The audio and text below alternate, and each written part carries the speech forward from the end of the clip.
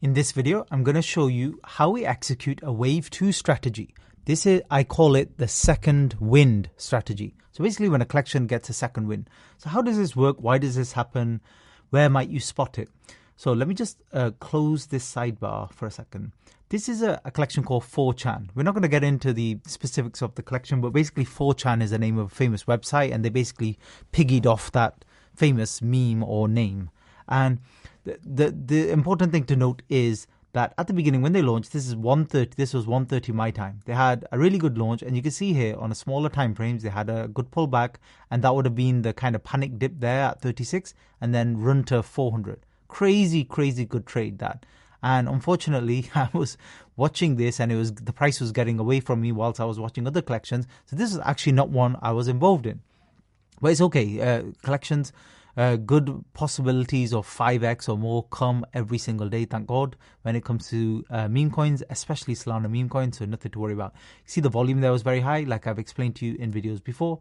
Volume is high. This is all Wave 1 territory, and the Wave 1 period is done, usually within an hour or two. So this is it. This is Wave 1 trading done. Now, there's still opportunities as we go forward, but basically that's Wave 1 done. And we're talking about Wave 2 now. And the important difference in Wave 2.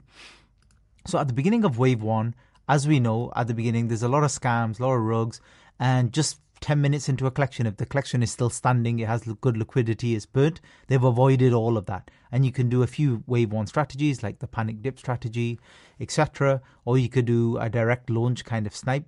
But then that moment's passed. So what's happening over here? So we get this dip afterwards. And a lot of the collections, as you know, this dip is the final dip. It will just literally fail, go right back to initial liquidity, which is 1 or 2K, and you'll never hear about that collection again, and it will never pump again, and there's no volume, and nobody's interested, and it's done. So literally within 2 hours, it's done. That is the majority of collections, as I've said many times. However, some of these collections get a second wind.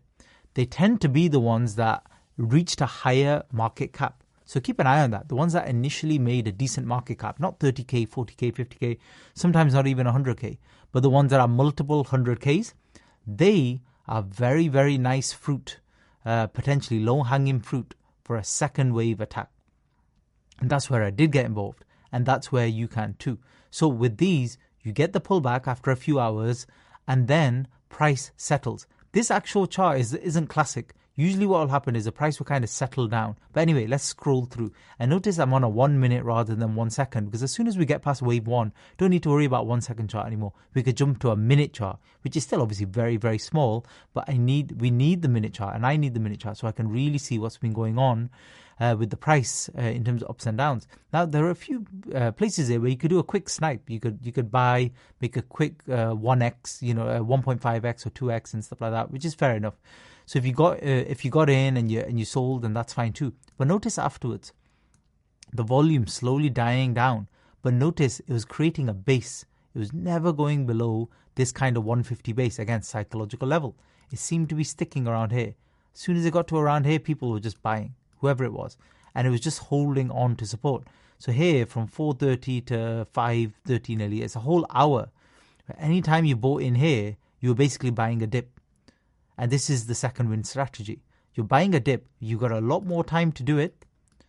And there's a lot less risk. Because it's a bigger market cap, lots more liquidity. It's very safe now. It's launched hours ago. So everybody knows about it. Everybody trusts it. Nobody's fudding it generally in the Telegram groups, etc. And if you buy here, the good thing is, because it's a higher market cap, if it drops to 130 from 150, you're thinking, oh my God, all my Solana's gone. Well, not really. So if you put 15 Solana in, so let's say 1.5, more realistic, and it dropped to 130, and you're like, it's not working out here, you lose 0.2 Solana, literally nothing. It's a lot less risky, actually, than the launch ones initially that I've shown you, where you might buy at 3K. This is 150K, so you might buy at 3K, and it drops to 2K, and you're thinking, that's no big deal. But that's actually 33%. It's a lot, and there's a lot more slippage as well. So your 1.5 would probably go to less than 1. It would probably you'd be left with like 0.8 or something like that. So these higher market cap ones, there's actually less risk in a way in terms of massive price movements. And also the price movements take longer to grind down. It doesn't just happen within a second. So keep that in mind as well. So these are really good ones to trade. And you can see after we based and we're in profit, a lot of people are in profit. And the good thing is, after a few hours, a lot of the early flippers, investors, fudders, jeeters, they're all gone. So a lot of the early folk have cleared off. And later on, it's actually whales get involved in second waves and third waves. And they tend to have a lot more money to invest. And they're looking for something a little bit safer. And this is where they might accumulate. So whenever you see price going sideways on any time frame, sideways but not dropping, that's a good sign, because meme coins, as I've shown you, is usually pump and dump. So if they're not dumping, something's going on. And the good thing is, if it's going sideways, you know something's going on. Other people are like, oh, it's sideways, what's the big deal? But you know, sideways can be very bullish because it's building a base. Very, very bullish. And the good thing is, if you keep buying into that, the price won't go up with your buying because it will stay sideways. So you just buy it in small chunks. A little, let's say you had 4 SOL that you wanted to put into this. You buy 1 SOL, then 1, then 1, then 1. And that's how you approach it. And then, you know, it doesn't really move the price that much or cause any kind of problems. Then the good thing is ascending triangle again. So you draw the top there as a triangle shape going slowly up. Yes, we have a couple of dips and stuff like that, but you got in well before. You got in at 150, you're holding profit here. And if you want to, you can take a little 25%, take a little profit here. Once we get to 250, 300, because that's literally a 2x right there, you can take a little bit of profit. And then the good thing is you can hold the rest. But again, what's it doing around that 300 important psychological mark? It's ascending triangle again. These are not perfect shapes, but you can tell it's pumping. People want to buy. And so every dip they're buying up, buying up, buying up. And then suddenly all of this energy with all these ascending triangles, boom, we go straight up. And when everybody else is thinking that's the time to buy in, you obviously know that that's wrong. That's the time to sell. You sell into the pump. And the pump didn't last long at all. Remember, this is a 1 minute chart. So literally from 400, it was at 700 for 1 minute. And then somebody just dumped a whole set. Who knows? Could be the creator's bags or something. Who knows? But anyway, even when we're back down here, we were playing around 500 for how long here? 10, 15 minutes. Plenty of time to take some profits. And why would you take profits here? Well, you've seen a higher, you've seen a top there. Almost a boom and bust top. Okay, no problem, no big deal. We could still keep pumping. But when we need to keep pumping, we need the price to be laddering upwards. It's not.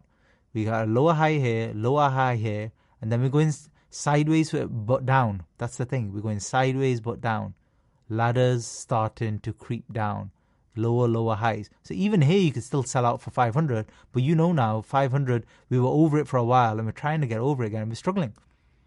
So then it drops all the way down to 300. And then to be honest, whatever happens after that, I don't really care. I've taken my profit and then it gets kind of sketchy because we're kind of in between 2 big zones here. We could build up momentum. We might not. We don't know. So we tried this weak effort. We got just over 500 and that was the kind of last straw. But the good thing about these moves is if you missed out selling or you were asleep or something, because second wave is a longer strategy. So you might, for example, this move, this doesn't happen in a few minutes like it does in wave 1. It takes longer. So from here, what we're talking 5 to 7, that's a couple of hours you would have to hold and keep an eye on that. You could take profit a little bit before, but yeah, a couple of hours. You still get these other opportunities in these larger market ones where they try and make one final rally. It just exhausts. And when you see this exhaustion, you should be out. And many opportunities here to get out, take your profits and move on. And then after that, what happened? 500 starts dropping down. And the second wave's done, by the way. But you might think, well, could it potentially pump again? Well, yeah, you could technically do the same strategy, but not once we've already kind of seen that. But in theory, if this bottoms and we get volume coming in, this could pump again. But what do we need? So we have basing, that's good. We had a price pump there, but then it failed. And then we were going sideways and down, we were starting to grind down. Again, not a big deal. Take a small loss here. You can hold, take a small loss, no big deal. But remember this move here, when we look back here after it was basing, there's a lot more volume here. You can see the volume spikes at the bottom. The volume spikes got higher, not lower. But here, when we got back to this base, there's hardly any volume in the collection. And you can see here it's completely dead. So if you're looking at the bottom and you're seeing volume, basically means just how many people are trading, buying and selling. So you're seeing some buying, and then here it's completely dead. Dead market with no volume. The price always trends down to 0. So if there's no volume, it always trends to 0. Just remember that for meme coins. And then what did we do? We kind of messed about. Some volume came in a little bit, had a quick big spike there, back down, went sideways again, and then it just grinded down. And now what do you think it's doing? Slowly grinding down towards zero. It's that most people have sold out. 1 or 2 people will still be holding. It's down at 10,000 market cap now, and it's done. So this was a massively zoomed in thing, but let's go scroll out to a 5-minute. Let's remove some of the drawings so you can really see what happened here. So you really zoom out, you can see here very clearly we had a wave 1 move. This is the wave 2 strategy, and then it died. And this is why I explained on one of my initial videos the 3 waves you get, and not all collections make 3. So this is one of the ones that made 2. And then you get those very, very rare ones that do that 3rd wave. But the price wouldn't have gone down here first. What would have happened is we would have hit that again, consolidated, broke out, consolidated, and then set up after a few days for a wave 3. Those are the big collections like Dog with Hat, Gently Used Honda Civic. That was one of the big ones. Myro, Bonk, all of these ones. Those do the wave 3s. Wave 3s, I don't waste my time on generally because you could be taking a lot of time for it. Basically, the other thing is every time you invest, you want a return as soon as possible. So if you can get you can double your Solana within 15 minutes, is better than waiting a week or 2, hoping that it might become a wave 3 or something bigger. So keep that in mind. And then the other thing is when you get to these larger market caps, you might buy here. Let's say it's pumping. You might buy here at 600,000 market cap. And then it goes to 900 and you're like, wow, that's amazing. It's gone really high. But that's basically for you is 1 Solana invested will turn into 1.5. Yeah, that's nice. But tonight I'll do one where I'm buying in at 2K market cap and it goes to 6K and then the collection completely rugs or fails completely. And you're thinking, well, that's not a great investment. But my 1 Solana at 2K turned into 3 Solana at 6K. So your much more legit project that moved up 300,000 in market cap or millions in market cap, your flip wasn't as good as my one on this basically crappy project where I just got in really quickly and got out fast as soon as I saw price struggling and I made a better flip. So keep that in mind as well. As we get higher market caps, the returns are less and less. Like even this one, I said 150. And I think you can ignore the pump to 7. That was lasted like a few seconds. But basically, it pumped to 5, let's be fair. And 150, if you didn't time your entry right, you might have got in at 170.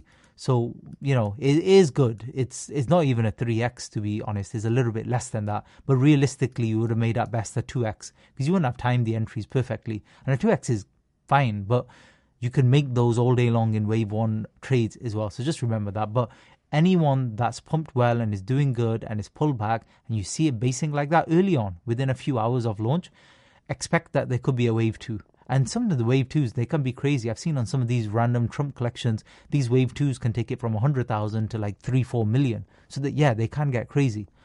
But yeah, just keep that in mind. And wave 3, generally, I don't bother with because it takes too long. But I'll discuss it in the training as well, because especially if you're an investor and you've got a few more funds, you might want to put some longer term investments, much like you might do with altcoins. And longer term, I just mean like days to weeks rather than just hours like we've been doing. And you may wish to do that if you see the right setups, which I will describe to you. Thanks for listening.